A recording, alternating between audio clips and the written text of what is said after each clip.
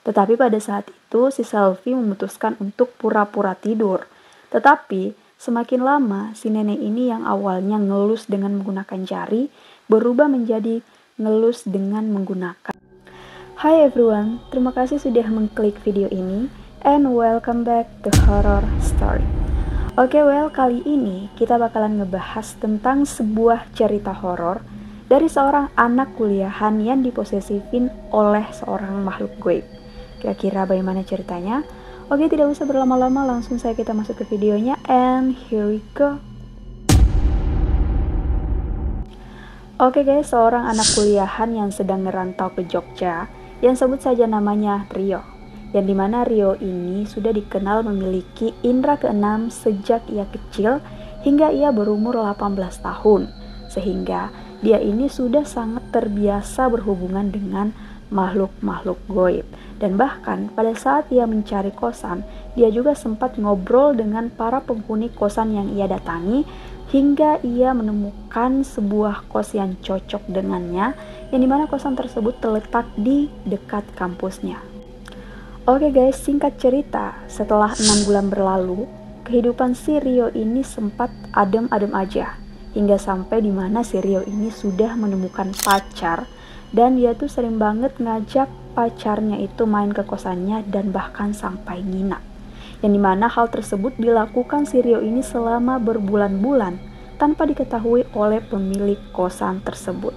Karena pada saat si Rio ngebawa pacarnya ini, dia tuh harus ngendap-ngendap dulu untuk bisa sampai ke kamar kosannya. Dan setelah berbulan-bulan si Rio ini sering ngajak pacarnya ke kosannya, tiba-tiba saja si pacarnya ini yang sebut saja namanya Selfie mengalami kejadian-kejadian yang membuat dia sudah tidak mau lagi main dan bahkan nginap di kosan si Rio. Yang dimana kejadian tersebut bermula pada saat si Selfie ini memutuskan untuk mengunjungi kosan si Rio pada hari Jumat di waktu maghrib.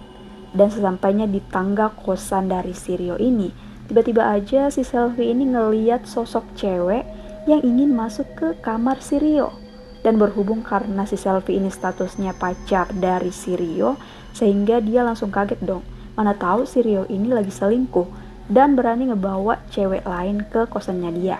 Sehingga si Selfie ini memutuskan untuk buru-buru mengejar cewek tersebut ke kamar kosnya si Rio. Tapi setelah si Selfie ini udah sampai di kamar si Rio, dan pada saat ia masuk di kamar tersebut ternyata tidak ada sama sekali sosok cewek tersebut. Dan bahkan si Selfie ini juga sempat ngecek ke WC dari kamar Rio dan ternyata tidak ada orang sama sekali. Dan setelah itu si Selfie kemudian memutuskan untuk duduk di kasurnya Rio dan langsung berusaha untuk menghubungi Rio. Dan pada saat ia sudah mencoba untuk menghubungi Rio, tiba-tiba saja si Rio datang nih, yang katanya ia tuh dari depan untuk beli makanan gitu untuk mereka makan berdua. Dan pada saat itu si Selfie memutuskan untuk tidak memberitahu apa yang telah ia alami kepada si Rio karena takutnya ia cuma berhalusinasi. Dan setelah itu akhirnya keduanya pun memutuskan untuk makan malam bersama. Dan setelah beberapa saat, setelah mereka ini sudah ngobrol dan juga makan, si Selfie ini memutuskan untuk pulang ke kosannya. Yang dimana kosannya tersebut itu jaraknya itu cukup dekat dari kosannya si Rio, sehingga dia itu cuma jalan kaki pada saat dia ingin pulang ke kosannya. Dan pada saat si Selfie ini sudah ada di jalan menuju kosannya sekitar pukul 22 malam, tiba-tiba saja si Selfie ini ngelihat sosok seorang nenek-nenek yang sedang bungkuk-bungkuk dan jalannya itu cukup lambat. Sehingga pada saat si Selfie ini sudah berpapasan dengan nenek tersebut, tiba-tiba saja nenek itu pun berkata kepada si Selfie, "Misindo." Dan si Selfie ini kemudian langsung tersenyum ke nenek tersebut. Tetapi ia merasa sangat merinding pada saat berpapasan dengan nenek tersebut. Dan pada saat si Selfie ini sudah beberapa langkah meninggalkan nenek tersebut, dan pada saat ia menoleh ke belakang, tiba-tiba saja nenek tersebut itu hilang. Dan setelah itu si Selfie memutuskan untuk langsung lari dan masuk ke kosannya dan langsung mengunci pintu kamar kosnya.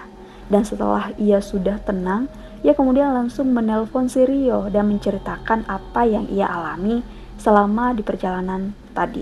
Tetapi si Rio ini cuma ngejelasin ke Selfie kalau sosok nenek-nenek tersebut itu baik dan cuma mau berkenalan dengan Selfie. Dan berhubung karena Selfie ini tahu kalau Rio memiliki indera keenam, sehingga ia pun merasa tenang mendengarkan penjelasan dari Rio. Dan akhirnya setelah si Selfie ini mematikan teleponnya, ia pun memutuskan untuk bersih-bersih lalu tidur karena katanya dia ada kuliah pagi.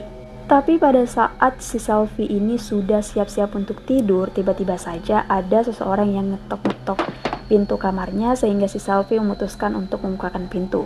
Dan setelah si Selfie ini membuka pintunya, tiba-tiba saja orang yang ada di depan pintu tersebut ternyata nenek-nenek yang tadi, yang dalam keadaan bungkuk dan mengenakan kebaya zaman dulu.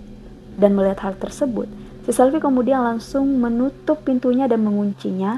Lalu ia pun langsung ke kasurnya dan menutup kepalanya dengan selimut.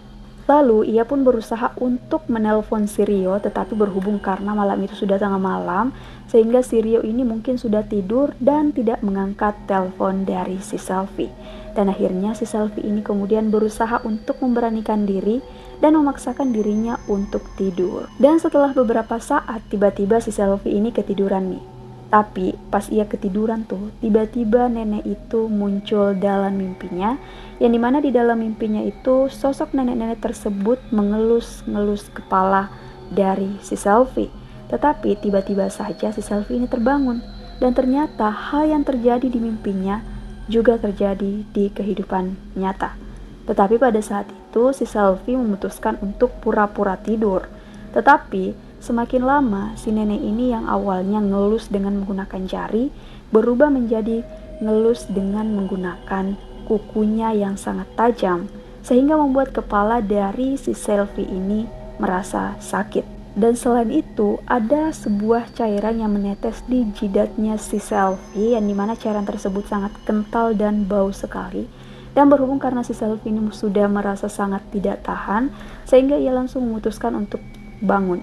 Dan pada saat ia bangun, ia melihat sosok nenek-nenek tersebut sudah membuka mulutnya, yang dimana mulutnya itu sudah mengeluarkan air liurnya yang menetes ke kasur Selfie.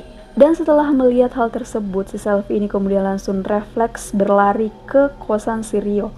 Dan untungnya, malam itu si Rio tidak mengunci kamarnya, sehingga si Selfie langsung bisa masuk ke kamarnya dan tidur di samping Rio. Tetapi pada saat si Selfie ini berusaha untuk memejamkan matanya, tiba-tiba saja ada suara orang yang mandi di dalam WC kamarnya Rio. Dan berhubung karena si Selfie ini orangnya nggak bisa penasaran, sehingga ia memutuskan untuk ngecek isi WC tersebut.